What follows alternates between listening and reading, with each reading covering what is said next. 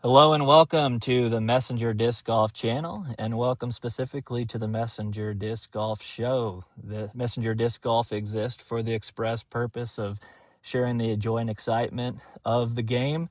We are happy to be a part of the disc golf community and excited to be a part of the discussion and promotion of our amazing sport. With that said, we are especially excited this week as we celebrate the inaugural tournament of the 2026 Pro Tour for disc golf, and we could not pass up the opportunity to get into the conversation of some of the major talking points that are going to be surrounding this season, as well as giving a preview of the Supreme Flight Open. That's going to be our intention to continue that dialogue surrounding some of the great moments and provide highlights and commentary concerning this awesome sport. And so thank you for joining us. This is a new channel, and would love to have your support and your feedback. If you have any comments of encouragement, of any feedback, ways that we can improve, as well as just joining the conversation surrounding the sport.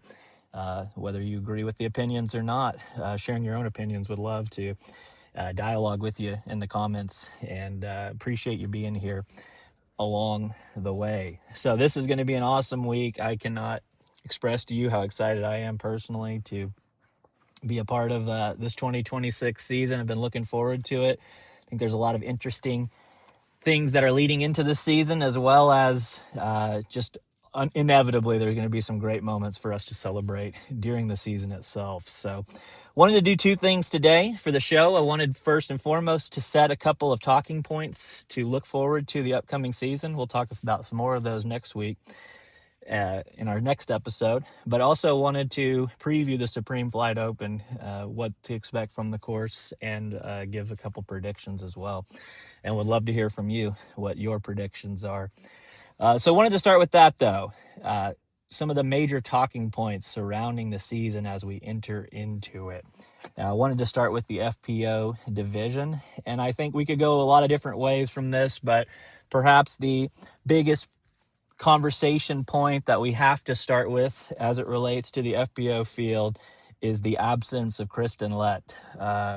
We know that throughout her career, Kristen entered onto the scene in many ways like a wildfire. She has been one of the most consistent players that we've ever seen in the FPO field, showing up to tournaments already with almost a guarantee to be finishing on lead card, almost a guarantee to win or get second place at worst. And so the fact that she has stepped away from the game is one of the major focal points of the season.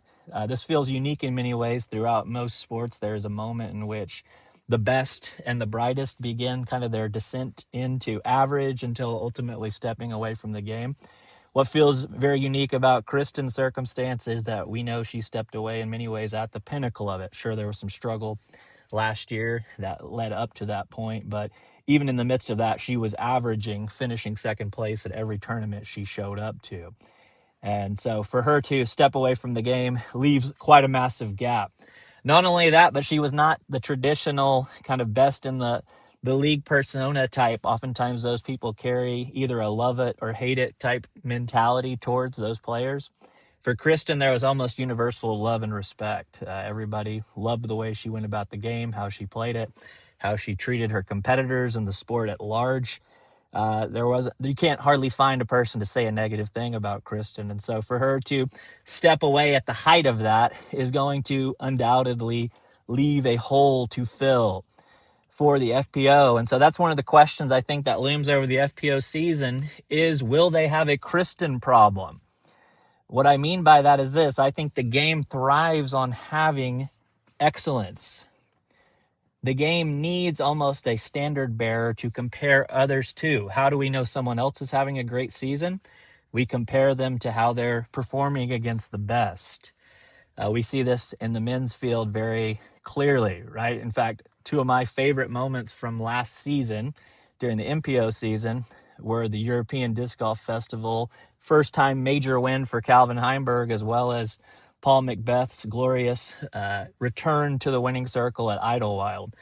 I think those two moments were special for those two reasons of themselves. Calvin being such a likable player and getting his first win, as well as Paul being one of the greatest of our sport all time. I would argue the greatest. That can be another conversation that we'll have, I'm sure, on this channel.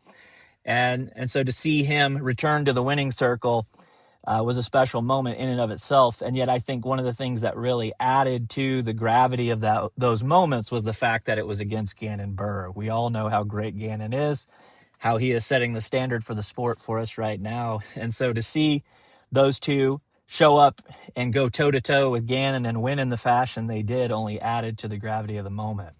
I think that opens the question for the FPO field is, without Kristen, will we lack some of that gravity to our tournaments, not having that standard bearer to compare the win to? Think about moments for Silva Saarinen last year, winning her first major, doing it against Kristen in her home country. That added to the gravity of that moment. Will Kristen's presence being gone, that lack of a one true dominant player, take away some of our ability to fully appreciate the scope for the FPO field? I'm curious to see that. I'm also curious to see who will fill that vacuum in her absence. Now, we recognize, I think probably most of us would agree, that there are three obvious candidates to showcase some of that void and to step into that gap in Missy Gannon, Silva Saarinen, as well as Holyn Handley, who perhaps might be the most talented person on the entire tour for the FPO field. But it'll be interesting to kind of see, does one of those players emerge as the dominant personality and dominant player? Will one of those players emerge as the new champion? Or are we going to see parity amongst those three? How will that affect some of the narratives going into the competition? I think that's going to be a very fascinating conversation for the FPO to introduce. And I'm curious to see what we look like. This weekend will be a fun kind of start to that conversation. The next question I want to ask, moving to the MPO side, and for some people, you're going to love this question. For others, you're going to be perhaps a little bit annoyed, but I think it's a question that has to be asked. And that is this: is Paul McBeth back? Now, Paul McBeth, I think we would be lying to ourselves if we have not been willing to admit that he's been the single most important player for the sport over the last 15 years. We have seen Paul's excellence kind of define the standard of disc golf. He has been one of the foremost ambassadors for the sport through his foundation as well and building up the game around the world. And he has provided kind of that role that we just attributed to Kristen. How do you know if someone's having a great season? You compare it to what Paul is doing and what Paul has done. And so I think for many of us, though, we have to acknowledge there has been kind of a sad realization starting in 2023 and going into 2024. There was a bit of a fear, or at least a question, whether Paul was still Paul McBeth. We know a lot of that had to do with injuries starting in 2023. And even by every metric standard, he still had solid seasons. And yet, compared to the excellence of his legacy, there were certainly a step behind what was expected. From 2012 to 2022, Paul never finished lower than second place at the World Championships. And yet we saw in 2023 his first ever finish outside of the top two at the World Championships. And then in 2024, he failed to register a single win on the Pro Tour for the first time in his career. I think that narrative loomed large going into last season. Is Paul, as we know it, over? Especially this rings true seeing the rise of so many superlative talents around him. Individuals like Gannon Buhr obviously carrying the mantle, and other young talent, people like Anthony Barella and many more that we'll mention throughout the year. And so that question is Paul done? Are we done seeing the World Championships? Are we done seeing McBeast? I would argue with you, last year was the first signs back to seeing that Paul has not gone anywhere. We still have the greatness that we have grown accustomed to seeing right there in front of us. Last year, we saw that he finished in the top 10 at 11 events. 6 of those events he finished in the top 5, and then 2 of those were his Elite Series wins, in which he accomplished both of those in the last 4 tournaments of the season. We saw Paul living on lead cards all season long, and we saw him continue to shoot hot rounds at many of the tournaments. And so I think we got a very clear picture that Paul still has the ability to play at that elite and high level, and he has the ability to finish those tournaments still well within his grasp. And so that's the question looming for me this year. One of the questions, we'll talk about some more in later episodes, but one of the big questions for us to discover this year is, will Paul go for number 7? Will Paul pass Climo's record of most majors won? I, for one, am cheering for it. I'll be honest with you. There's so many likable people in disc golf that there are many names I would love to see win, but I would love to see Paul have another gasp of greatness for us to behold. And I think there would be something truly special about this one. When you look around sports, there are not many times where you get to see the greatness of one generation matching up with the greatness of the next generation. And I, for one, would love to see Paul McBeth and Gannon Buhr going toe-to-toe on lead cards into the last day at some of our majors, including at World Championships. I think it would be fantastic for the sport. The storylines that would come with that would be great to keep track of, and I'm rooting for it. But I wanted to ask you guys that question. What do you think? Do you think that Paul has a chance to get his 7th major this year? Do you think he's back? Do you think he's going to be someone who's challenging to win at every event and applying that pressure and taking away some of the dominance that we've seen from players like Gannon Buhr? Let me know in the comments what you think. And I'm excited to see how that's going to play out this season. With all these exciting things in front of us, we'll plan to talk about some more next week as well, but I wanted to take a moment to promo the Supreme Flight Open and offer up some predictions as to who I think will finish top 3, as well as give us a chance to maybe identify some dark horses. But this is the first event of the year. Man, we're so excited it's here. This is going to be the 3rd iteration of the Supreme Flight Open, taking place at the Olympic Disc Golf Course in Brooksville, Florida. This is a Paul McBeth co-owned and designed course that is quickly establishing itself as one of the great destinations in the sport. I think in many ways this presents a unique challenge for the competitors, and I, for one, am a big fan of the course for that reason. It was formed in an old limestone quarry, from what I understand. And so this provides a fairly unique setting for, especially for Florida disc golf, which we oftentimes associate with a certain type of course. And here at Supreme Flight, we're going to see something quite a bit different. This has some of the textbook trademarks of a Florida course, many of those very low ceiling tree gaps that Florida has to offer. However, because of that limestone quarry, we see that it offers very unique topography in the way of elevation changes. There are many shots that go from low to high and high to low, even some shots where you're shooting over the top of quarries, and to miss is a fairly big mistake.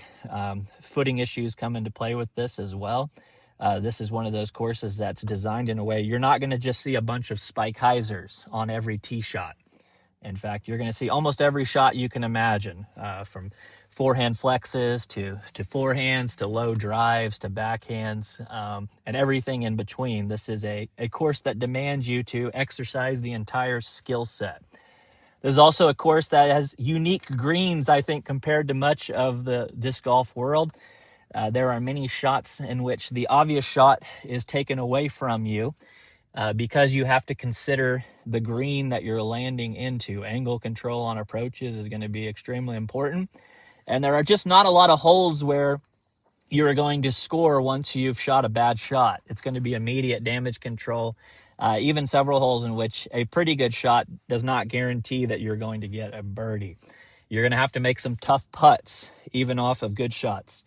And so that's really what's interesting about this course. It's the first course happening after a long break in which we know players kind of take a step away from the sport. They're not in prime form as far as putting and some of these other things. And so it introduces kind of some unique challenges. But I think it goes without saying that the player who's going to win is going to be the one who can consistently come and execute all the shots, forehand, backhand, flex shots, as well as make some circle 2 putts in order to keep scoring and putting the pressure on the rest of the field. So I'm excited about it. I think it's a great starting course for the sport. I think even listening to the way the pros talk about it, it's quickly gaining notoriety, and their reputation is one of the great courses that they enjoy coming to play at. And so all of that being said, I couldn't be more excited. So along those lines, I want to offer up a few quick predictions, as well as give us a chance to maybe offer a look into some possible one dark horse for the FPO and one dark horse for the MPO as well, and give us a chance to see how we do as we come back together again next week and analyze our predictions. So first, starting with the FPO, did want to mention some notable players not showing up, particularly many of the European contenders will not be here for this tournament, which does kind of change some of the conversation surrounding it. But players like Evelina Salonen, Silva Saarinen, and Henna Blomroos will not be there. And so that opens the door to another discussion that will certainly be in place at other tournaments. For our purposes, though, I'm going to offer up 1 through 3. First place, I would love to be novel and go a different direction, but I'm going to have to pick Holyn Handley. I think Holyn is the most talented player in the FPO field. When you consider having all the shots, forehand, backhand, strength, power, putting, finesse, I think she is the most complete player from a physical tool standpoint. Has been working hard in the off season, and it's hard for me to go any other direction than to predict her, especially with people like Silva Saarinen being still in Europe during this tournament. So I'm going to pick Holyn Handley. I know that's pretty much everybody's pick, but I'm not going to try to reinvent the wheel as far as that goes. For second place, I'm going to pick Missy Gannon. Again, this is not a bold prediction by any stretch of the imagination, but Missy has been the picture of consistency in women's disc golf.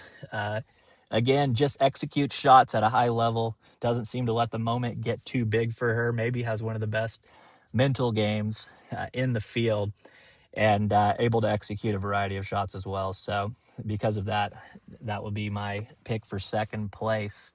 And then third place, this is where it gets a little more interesting. I've wrestled with a number of ways to go here, but I think I'm going to have to go with maybe a little bit of a dark horse pick, even as far as third place is considered here. But I want to go ahead and predict Kat Murch. I think Kat Murch is an interesting player. She's someone who has, similar to Holyn, a very high level of talent.